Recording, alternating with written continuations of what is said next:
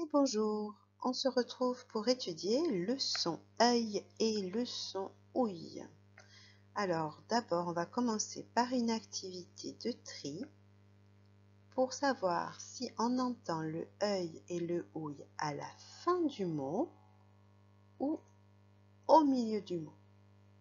Quand ce sera à la fin du mot, je me poserai la question si c'est masculin, comme dans l'écureuil ou dans le fenouil. Et je me demanderai si c'est féminin, comme dans la feuille ou la grenouille. On y va? Alors, le premier mot que je te propose, fouille. Est-ce que c'est à la fin du mot que tu entends le ouïe? Oui. Du coup, on se demande masculin ou féminin? Féminin, on peut dire une fouille. Le mot suivant, fauteuil. C'est à la fin du mot que tu entends le œil. Du coup, on se demande est-ce que c'est masculin ou féminin? Un fauteuil, c'est masculin. Treuil. J'entends le œil à la fin du mot. Donc, je me pose la question. Un treuil, c'est masculin. Un seul L. Quenouille. J'entends le ouïe à la fin du mot. Je me pose la question. Une quenouille, c'est féminin. Une quenouille, j'écris donc deux L-E. Feuilleté. J'entends le œil au milieu du mot. Feuilleté. Donc j'écris deux L. Quand le son I est au milieu, j'écris automatiquement deux L. Pourtant je dis un feuilleté, c'est bien un mot masculin. Mais ça, c'est pas important. Ce qui compte, c'est que c'est au milieu. Et quand c'est au milieu, c'est toujours deux L. Œil va s'écrire E-U-I, deux L, pour faire feuilleté. On continue. Chevreuil. J'entends le œil à la fin du mot. Du coup, je me pose la question, c'est masculin, il n'y a qu'un L, un chevreuil. Mouillé. Le ouïe est au milieu du mot, donc il a deux L. Nouille. Le ouïe est à la fin du mot, on peut dire une nouille, c'est féminin, c'est pour ça qu'il y a deux L. Bouillie. De la bouillie. J'entends le ouïe au milieu du mot, bouillie. Alors, je ne me pose pas la question, il y a I2L pour faire bouillie. Brouillard. Brouillard, c'est la même chose. Le ouïe est au milieu du mot, donc je ne me pose pas la question. Il y a bien deux L dans brouillard. Pour faire le son ouïe, on écrit O-U-I, deux L. Brouillard. Un dernier, citrouille.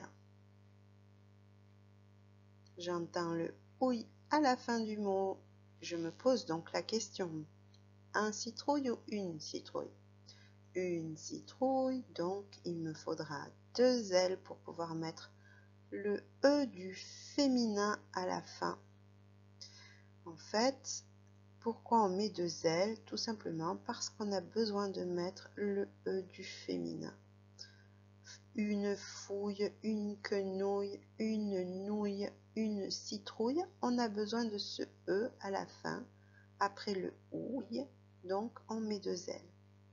Et quand on a besoin d'un autre son après le ouille ou le œil, eh bien c'est pareil, on met deux L. Dans feuilleté, j'ai eu besoin de mettre ET après.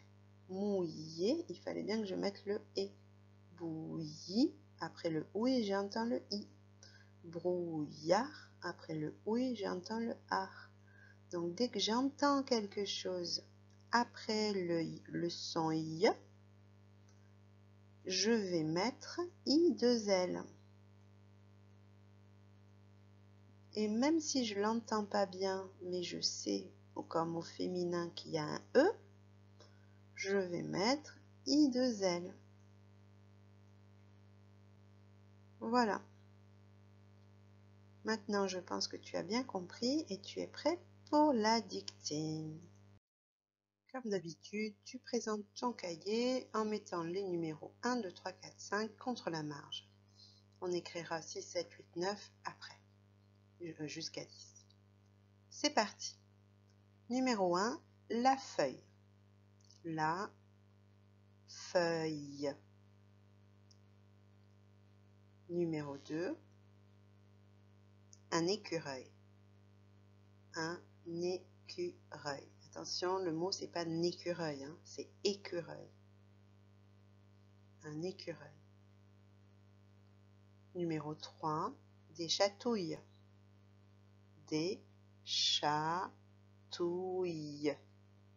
Attention, il y en a plusieurs chatouilles. Numéro 4, un fauteuil. Un fauteuil. Le O de fauteuil s'écrit avec 2 lettres. Numéro 5, mouillé. Mouillé. Le E s'écrit ER. Alors voilà, je redis les 5 premiers. La feuille, un écureuil, des chatouilles, un fauteuil, mouillé. Maintenant, tu peux écrire 6, 7, 8, 9, 10, comme moi. Et c'est parti. 6e mot, du fenouil. Du fenouil. 7, la grenouille. La grenouille. 8, un chevreuil. Chevreuil. Numéro 9, un mot outil qu'on a appris il n'y a pas très longtemps. Chaque. Chaque. Et enfin, le 10e est aussi un mot outil qu'on a appris il y a un peu plus longtemps. Aucun. Aucun. Mets sur pause. Si tu n'as pas terminé, je vais mettre la correction.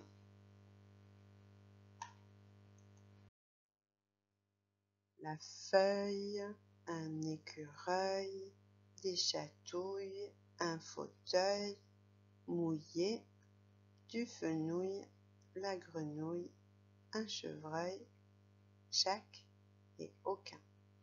Prends bien le temps de regarder mot par mot, lettre par lettre, pour voir si tu as fait pareil. S'il y a un mot que tu n'as pas fait pareil, tu écris son numéro en dessous et tu le recopies en entier comme tu le vois sur la correction. Voilà. Et puis les mots que tu as mal écrits, entraîne-toi à les réécrire un peu à la maison. Demande à tes parents un peu plus tard, pas maintenant, de te les dicter pour t'entraîner encore jusqu'à ce que tu y arrives. Observons maintenant l'image qu'il y avait dans ton livre à la page 142, le tournoi. Où se passe cette scène? On se souvient que Hugo et Taoki étaient partis visiter un château fort. Donc ils sont sans doute à l'intérieur du château fort ou peut-être à l'extérieur à côté. En tout cas, ils ont toujours leur déguisement de chevalier et de princesse. Qui voit-on? On reconnaît le papa d'Hugo, la maman à droite avec l'appareil photo, et puis des gens qu'on ne connaît pas qui sont venus aussi sûrement visiter ce château fort. Il y a sur les chevaux 2 chevaliers qu'on ne connaît pas et nos amis, bien sûr, Hugo, Lily et Taoki. il y a même un petit écureuil. Que font-ils tous ici?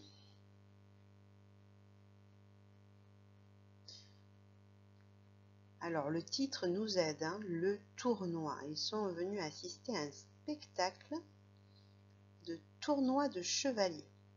C'est comme un combat entre deux chevaliers. Et on dirait même qu'ils peuvent y participer parce que si tu regardes, Taoki il est prêt à y participer. Dans ton livre, à la page 156, je crois que c'est la dernière page de ton livre, les dernières pages de ton livre, tu trouveras un documentaire sur les tournois du Moyen-Âge. Je te lis le début pour te donner envie de lire la suite. Au Moyen-Âge, le seigneur d'un château organisait parfois une grande fête, un tournoi. Les tournois étaient pour les seigneurs et les chevaliers de véritables entraînements à la guerre. Et c'était aussi un spectacle pour tous. Le tournoi se déroulait entre les chevaliers les plus courageux de la région. Ils arrivaient de toute la contrée, toute la région, avec leurs armoiries sur les boucliers et montés de robustes chevaux appelés destriers. Les armoiries, c'est les dessins qui étaient représentés sur les boucliers ou sur les robes des chevaux, et ça représentait la famille du chevalier. C'était l'emblème de sa famille. Et donc les chevaux s'appelaient des destriers pour les chevaliers. Le tournoi avait lieu à l'extérieur du château, car il demandait beaucoup de place. Donc on peut suggérer que nos amis sont à l'extérieur du château, puisque le tournoi demande beaucoup de place. Je te laisserai lire la suite, tu verras, il y a encore deux pages à lire. Juste regarde un petit peu l'image qu'il y a dans le livre, ça nous fait vraiment penser à ce que nos amis sont en train de voir dans leur tournoi à eux. Dans l'histoire de Taoki, regarde Hugo et Lily qui sont là-haut. Peut-être qu'il va y avoir une explication dans le texte, on va peut-être comprendre pourquoi ils sont tous là-haut. Et puis regarde la tête que fait Taoki. Hein? Peut-être que grâce à l'histoire du texte, on va savoir pourquoi il fait cette tête. On dirait qu'il a peur. Il a la trouille. C'est pour ça qu'il a pris une citrouille comme emblème sûrement. Hein? Bien, on va lire le texte. Donc, moi, je te conseille de prendre tranquillement ton livre à la page 143. Tu trouves une petite place confortable et tu lis. Dès que tu arrives à un point, tu te poses la question, est-ce que j'ai bien compris ce que j'ai lu? Et puis si ce n'est pas le cas, tu recommences, tu relis la phrase. Aujourd'hui, tu vois qu'il n'y a aucun guillemet, donc il n'y a pas besoin de faire les paroles d'un personnage. Par contre, fais attention à la ponctuation. Tu as des points d'exclamation un peu partout, hein, tu verras. Donc quand tu lis, avant de lire ta phrase, regarde quel point elle a pour pouvoir te mettre l'intonation. Voilà. Eh bien, lis tranquillement, puis ensuite tu reviens, tu t'arrêtes à la moitié du texte, à l'autre, et puis ensuite c'est à mon tour de lire. Allez, c'est parti. Avant de commencer à lire, tu vois, j'ai mis en jaune tous les mots outils. O, D, un, et, tout, son, lui, mais, dans, chacun, son, avec, pour. Mets sur pause et relis-les le plus vite possible. Ça y est. J'ai également mis en bleu toutes les lettres amoureuses qu'il faut lire ensemble. Au début, j'ai mis le E et le D. En fait, ça fait le son et. Et. Après, tu as EAU qui fait O, le EU qui peut faire E. Là, avant un R, ça fait E. Ou qui peut faire E comme dans deux. Hein? Attention, EU, parfois c'est E, parfois c'est E. On a le G et le U qui ensemble font le son G avant le I. Le ER qui fait E, le OU qui fait OU, le OI qui fait WA, etc., etc. Donc pareil que tout à l'heure, tu mets sur pause et tu ne lis que les sons que j'ai souligné en bleu. À moi. E, O, E, G, E, ou, wa, et, en, aïe, aïe, o, ou, ouille, ouin, un, wa, on, ou, ch, et, wa, ouille, aïe, o. Si tu es capable de faire comme moi, hein, c'est que là, ça y est, tu connais vraiment tous les sons et leurs secrets. Bon, j'ai également, pour 2 mots, mis les arcs de syllabes en dessous pour bien que tu sépares ces 2 mots qui ont 3 syllabes. Je crois que là, on est prêt pour tout lire. Si tu as envie, tu peux le relire encore une fois. Mets sur pause, sinon c'est à moi. Au pied du château, des acteurs, déguisés en chevaliers, donnent un spectacle de tournoi médiéval. Hugo et Taoki ont le droit d'y participer. Ils enfilent leurs cottes de mailles et tout leur attirail. Taoki a du mal à mettre son aume. La plume lui chatouille le nez, mais il se débrouille. Dans le lointain, une voix annonce la joute de 2 chevaliers. Chacun porte son écu avec ses armoiries, une grenouille verte pour l'un, un chevreuil pour l'autre. Il y a peut-être quelques mots que tu as besoin d'explications, pour lesquels tu as besoin d'explications. Bon, tu te souviens sûrement ce que veut dire tournoi, on l'a expliqué il n'y a pas très longtemps. Le aume, c'était dans l'attirail du chevalier, on l'avait vu aussi, au moment de l'assaut du château fort. Mais est-ce que tu sais ce que c'est qu'une joute? Une voix annonce la joute de 2 chevaliers. Eh bien, c'est le nom qu'on donne à ce duel entre les 2 chevaliers quand ils sont face à face dans la main, tu vois, ils ont chacun comme une lance, tu vois, très très longue, tu la vois sur l'image. C'est ça qu'on appelle la joute. Et ils sont face à face, ils vont vite et ils doivent, avec la joute, faire tomber leur adversaire de cheval. Donc ça s'appelle la joute. Ce n'est pas une épée. Hein, c'est comme un très très très long bâton en métal. Peut-être que tu as vu des joutes en bois à 7. C'est une tradition avec des combats de joutes. Et cette fois, c'est pas à cheval, c'est un bateau. Voilà. Alors la joute, on pourrait dire, à la place de la joute, on pourrait dire une voix annonce le duel des 2 chevaliers. Le combat des 2 chevaliers. Mais on comprend avec le mot joute qu'il s'agit d'un jeu, que c'est un duel, mais c'est pour de faux, et c'est avec une joute, donc ce long bâton, qui est destiné à faire tomber l'adversaire et non pas à le blesser. Voilà. Armoirie, c'est expliqué à la fin de ton livre dans le documentaire sur les tournois. Je te lis la définition, c'est les dessins qui représentent une famille. Donc, l'armoirie du chevalier de gauche, c'est la grenouille, et l'armoirie du chevalier de droite, c'est le chevreuil. Tu peux lire la suite du texte qui raconte la joute entre les 2 chevaliers. Et tu mets sur pause et ensuite c'est mon tour. En fait, je vais plutôt te laisser lire avec les indications. Je ne vais pas le lire moi. Pour voir si tu comprends bien, je vais te poser des questions. Alors, si tu as fini, est-ce que tu peux m'expliquer qui sont les chevaliers en fait? Est-ce que tu as trouvé? Cherche une phrase dans cette partie du texte qui nous explique qui sont ces chevaliers en réalité.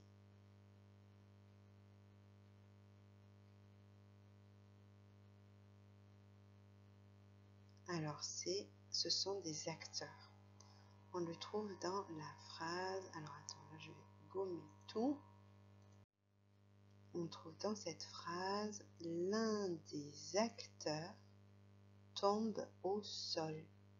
Et là, on comprend. Il fallait vraiment lire bien cette phrase pour comprendre qu'en fait, les deux chevaliers, ce sont des acteurs. Ils jouent pour de faux. Hein, c'est pas des personnes du public. Et alors, est-ce que tu as compris pourquoi Taoki faisait cette tête-là?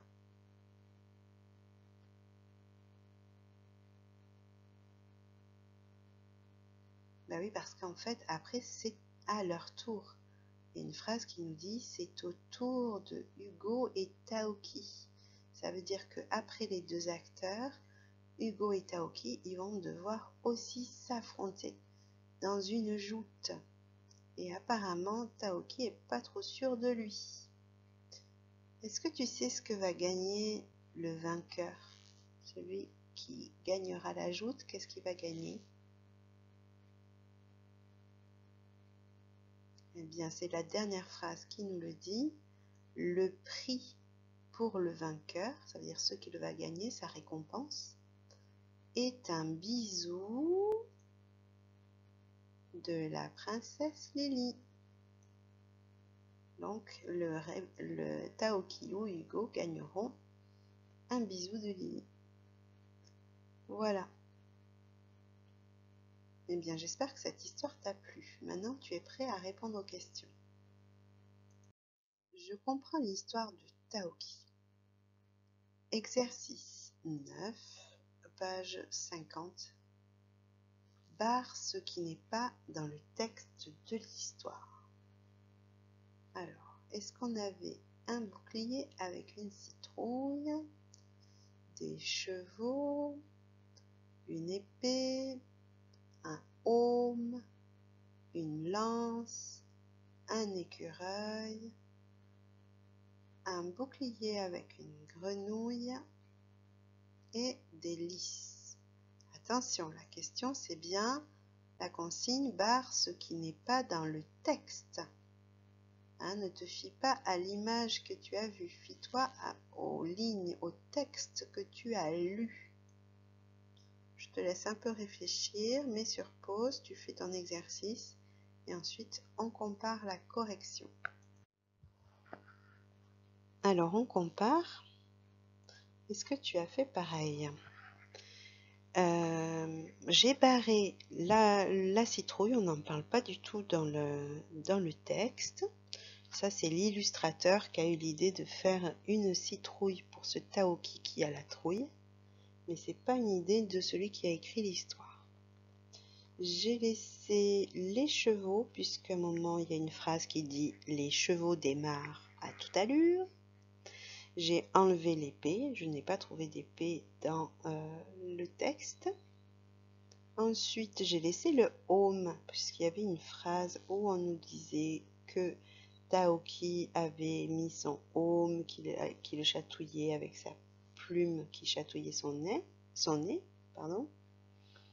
J'ai laissé la lance, qui est utile pour faire la joute. Moi, j'appelle ça aussi une joute, mais en fait, c'est une lance. La lance, elle est dans la phrase « Chaque cavalier brandit une lance gigantesque ». J'ai enlevé l'écureuil, je ne l'ai pas trouvé dans le texte. J'ai laissé la grenouille puisque à un moment, on nous dit que chacun porte son écu avec ses armoiries, une grenouille verte pour l'un, un chevreuil pour l'autre. Et j'ai enlevé la fleur de lys que pourtant on voit bien partout sur le dessin, mais qui n'est pas du tout présent dans le texte. Est-ce que tu sais que cette fleur de lys, c'est un symbole des rois? Voilà, c'est un symbole, ça représente une fleur. Sûrement tu la connais, cette fleur, elle sent très très bon, le lys. Voilà. Passons à l'exercice 10. Entoure la bonne réponse. Alors là, je vais te laisser faire tout seul, je ne vais rien lire. Tu vois qu'à chaque fois, on te propose deux choses, à toi d'entourer la bonne réponse, le groupe de mots qui va bien dans la phrase par rapport au texte qu'on vient de lire. Tu es prêt pour la correction? Tu as fini? Sinon, tu mets sur pause et puis tu reviens. Alors, on corrige. Est-ce que c'était un concert va être donné dans le château ou un spectacle va être donné dans le château? C'était un spectacle. J'entoure la bonne réponse. Taoki a enfilé une cotte de paille ou de maille? Une cotte de maille. Il a une grenouille pour armoirie ou une grenouille pour armoire? Il a une grenouille pour armoirie. La plume de Bouvreuil lui chatouille le nez ou l'oreille? La plume lui chatouille le nez. Chaque chevalier est équipé d'une lance ou d'une épée? Chaque chevalier est équipé d'une lance. Le vainqueur recevra un baiser ou un bijou? Un baiser. Voilà. On passe à l'exercice 11. Coche la bonne case. Tu lis bien chaque phrase et tu dis si c'est vrai ou si c'est faux. Pour chaque ligne, tu n'as qu'une seule croix à mettre. Vrai ou faux. Je te laisse faire ton exercice. Comme tout à l'heure, tu mets sur pause et puis tu reviens pour voir la correction. Ça y est? On y va. Le spectacle donné est une joute. Vrai ou faux? Vrai. Le père de Hugo participe au tournoi.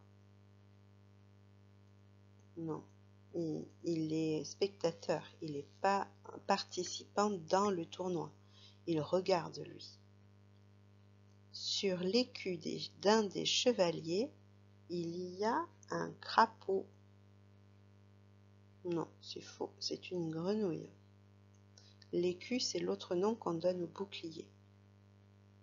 La joute se fait à cheval. Ça, c'était vrai. On entend la voix du père de Lily. Non. Le vainqueur aura un baiser de la princesse Lily. Ouais, ça c'est vrai. Voilà, tu compares avec ce que tu as fait, tu te corriges. Et c'est terminé pour aujourd'hui. Je te dis à très bientôt.